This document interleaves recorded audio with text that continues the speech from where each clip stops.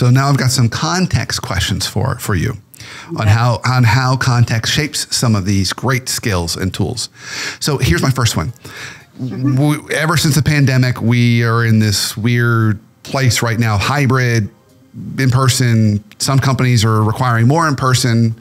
Employees are pushing back and still a little more hybrid. And we're going, who knows where this is going to land, but some version of this is going to be the future. Yes. So how does virtual impact our ability to have some of these conversations? Do you find it's harder? Do you find it's easier? Do we give people more grace, less grace? I would be curious on your observations around that. You know, Brendan, and with your education, you know that unfortunately anonymity can lead when people feel they're not being seen. It gives them permission to be mean. And what we're finding is that if we are virtual and we have cameras off, that either people are often distracted, they're doing email or they're doing something else, or they say something they would never say if it was face-to-face. Because if we're face-to-face and we have a conscience, we're looking at the other person and we instantly see the consequences of saying something that was unkind or something that was abrupt. And often then we self-reflect and we self-correct. We can see, you know what, that was a little harsh. I'm sorry, it's the end of a long day. Let me say that a different way, right? However, if cameras are off and we are not looking at people, either we're halfway not there or we say something without seeing and considering the consequences. So the bad news is it is getting worse. And the good news is we can correct it. We can do better.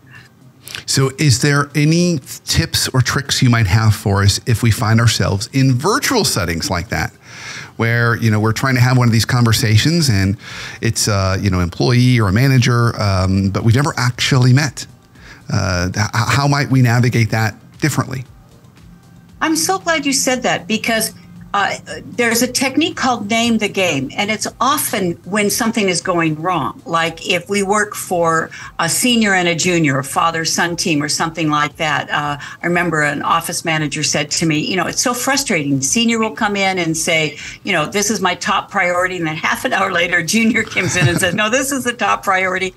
I said, what are they doing? She says, well, they're putting me in the middle. I said, say that. Say, sir, your dad just gave me a project, said that's my first.